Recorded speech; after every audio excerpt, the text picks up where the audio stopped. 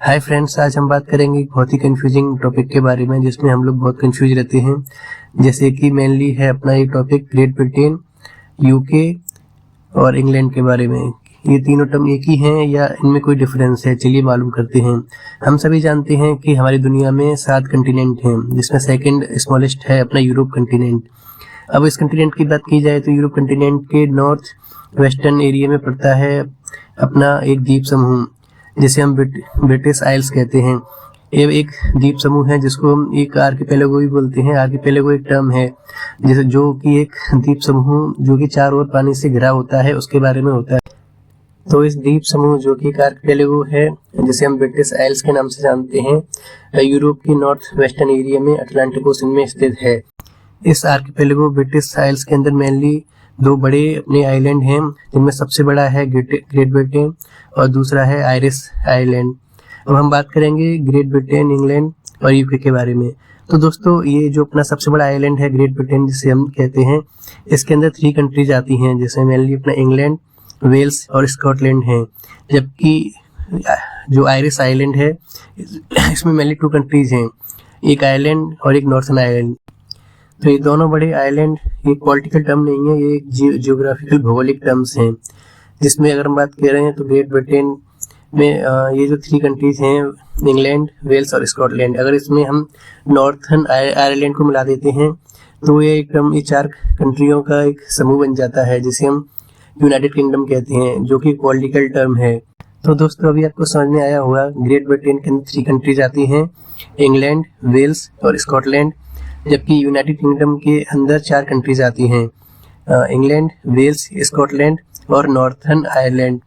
तो दोस्तों, अभी हम समझ चुके हैं यूनाइटेड किंगडम को कंट्रीज ऑफ कंट्रीज कहा जा सकता है। इसमें 4 कंट्री का इनका अलग अलग अपना फ्लैग होता है, इनका अपना अलग कैपिटल्स है। जैसे कि हम बात करें, इंग्लैंड की कैपिटल लंदन है, वेल्स की कार्डिफ है, स्कॉटलैंड की एडनबर्ग है, नॉर्थन आयरलैंड की बेलफास्ट है। इनका अपना फ्लैग होता है, इनकी अपनी अलग फुटबॉल टीम है। जबकि रिपब्लिक ऑफ आयरलैंड जो कि नॉर्थन आयरलैंड से अलग हो गया था, ये दोनों देश अपने जो आइलैंड है उसमें सेपरेट हो गए थे, जिसमें से नॉर्थन आयरलैंड जो है वो ग्रेट ब्रिटेन के साथ मिलके उसने यूनाइटेड किंगडम बना लिया था। जबकि रिपब्लिक ऑफ आयरलैंड अपना टोटल एक अलग कंट्री है जिसकी राजधानी डबलिन है। तो दोस्तों, अब हम समझते हैं इंग्लैंड एक देश है, ग्रेट ब्रिटेन 3 देशों का एक समूह है जो कि एक ज्योग्राफिकल टर्म है। United kingdom countries of countries है जिसमें 4 देश आते हैं, और रिपब्लिक ऑफ आयरलैंड अपना एक अलग देश है। तो दोस्तों, हम पर जो शासन किया था वो सिर्फ इंग्लैंड ने नहीं किया था, वो ग्रेट ब्रिटेन ब्रिटिश एम्पायर ने किया था, जिसके अंदर ये सारे देश आते हैं। अब हम बात करेंगे यूनाइटेड किंगडम कैसे गवर्न होता है। यूनाइटेड किंगडम, जैसे कि मैंने बताया, एक पॉलिटिकल एंटिटी है। इसके अंदर डेमोक्रेटिक रूल है जिसमें कि मेंबर्स अपना एक डेमोक्रेटिक के तहत इलेक्टेड होते हैं। लेकिन इसका हेड ऑफ स्टेट जो होता है वो कॉन्स्टिट्यूशनल मोनार्क होता है, जो कि एक हेरिडेटरी पोजीशन है जो इंग्लैंड में चली आ रही है। दोस्तों, हम सभी लोग जानते हैं कि ब्रिटिश एम्पायर एक बहुत ही मजबूत एम्पायर था, जिसने लगभग पूरी दुनिया के 24% लैंड पर अपना कब्जा किया था, जिसने अपनी बहुत सारी ब्रिटिश कॉलोनीज बनाई थी। अपना इंडिया भी उनमें से भी एक ब्रिटिश कॉलोनी था, जो हम सब जानते हैं कि ईस्ट इंडिया कंपनी के थ्रू कैसे हम पर अपना कंट्रोल किया था। पहले एक कंपनी बनकर आई थी, फिर बाद में ब्रिटिश क्राउन ने इस पर अपना कंट्रोल जमा लिया था और हम पर काफ़ी दिन तक शासन किया था। तो दोस्तों, ब्रिटिश एम्पायर ने केवल हम पर ही नहीं 24% लैंड मास जो वर्ल्ड का है उस पर शासन किया था।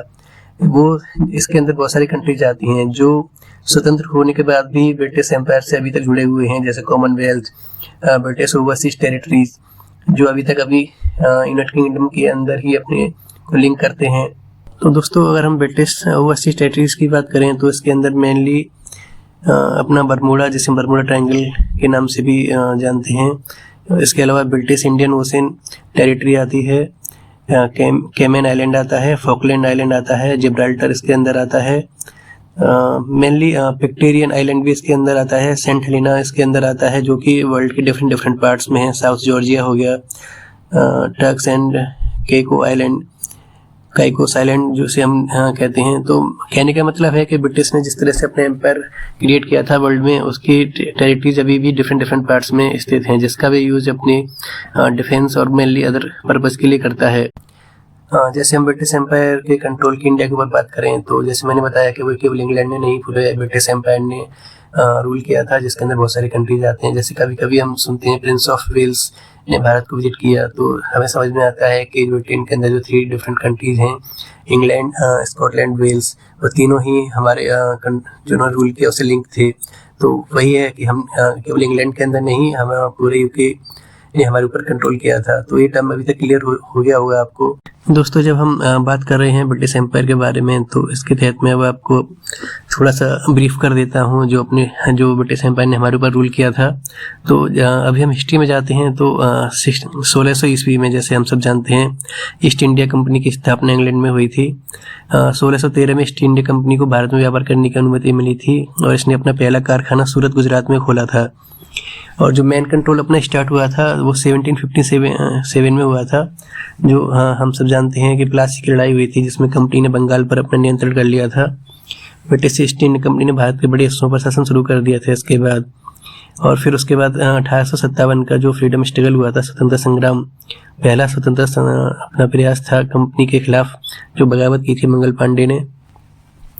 फिर उसके बाद 1858 में ब्रिटिश सरकार ने ईस्ट इंडिया कंपनी से भारत का शासन अपने हाथों में ले लिया था, जो कि अब ब्रिटिश क्राउन के अधीन आया।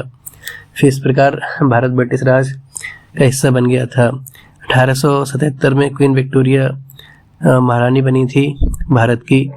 1919 से 1935 के बीच में धीरे धीरे भारतीयों को कुछ प्रशासनिक अधिकार मिलना शुरू हो गए थे, जिसको हम डिफरेंट रिफॉर्म्स एंड एक्ट्स के नाम से जानते हैं। फिर 1942 में भारत छोड़ो आंदोलन शुरू हुआ था, जो आज़ादी की निर्णायक मांग थी। और फाइनली 15 अगस्त 1947 को अपना भारत आज़ाद हो गया था। इस प्रकार अपना ब्रिटिश शासन का अंत हो गया था भारत में, और भारत एक स्वतंत्र राष्ट्र बन गया था। दोस्तों, आप इनमें अपना डिफरेंस तो समझ गए होंगे। इनके फॉर्मेशन का मैं स्टेट का टाइम बता देता हूँ। जो इंग्लैंड है, इसकी स्थापना 925 ईस्वी में हुई थी, जो डिफरेंट अपने एंग्लो सैक्सन स्टेट के इंटीग्रेशन के तहत हुआ था। किंगडम ऑफ ग्रेट ब्रिटेन, जो ग्रेट ब्रिटेन है, जिसमें इंग्लैंड, वेल्स भी शामिल था, और स्कॉटलैंड के राज्यों को मिलाकर 1 मई 1707 को ग्रेट ब्रिटेन की स्थापना हुई थी एक्ट ऑफ यूनियन 1707 के माध्यम से। और जो यूनाइटेड किंगडम है, इसकी स्थापना 1801 में हुई थी, जो ग्रेट ब्रिटेन और आयरलैंड के राज्यों के मिलाने से United kingdom of great Britain and Ireland बना था। और उसके बाद 1922 में आयरलैंड गणराज्य दक्षिणी आयरलैंड के अलग होने के बाद इसका नाम बदलकर United kingdom of great Britain and Northern Ireland कर दिया गया, जो आज का आधुनिक यूके है। तो फ्रेंड्स, एंड करते हुए मैं फिर से एक बार रिपीट कर देता हूँ। यूनाइटेड किंगडम एक पॉलिटिकल एंटिटी है, जिसमें 4 देश आते हैं, England, Scotland, Wales and Northern Ireland. जबकि ग्रेट ब्रिटेन एक आइलैंड है, जिसमें 3 कंट्रीज आते हैं, इंग्लैंड, स्कॉटलैंड एंड वेल्स। और इंग्लैंड अपना एक कंट्री है, जो कि किसी का कलेक्शन नहीं है। तो ब्रिटिश आइल्स के अंदर 2 बड़े जो आइलैंड हैं, ग्रेट ब्रिटेन आइलैंड और दूसरा आयरिश आइलैंड, इसके अंदर ही अपना डिवीजन हुआ है। तो दोस्तों, मुझे लगता है अभी तक आप समझ गए होंगे। ठीक है, थैंक्स।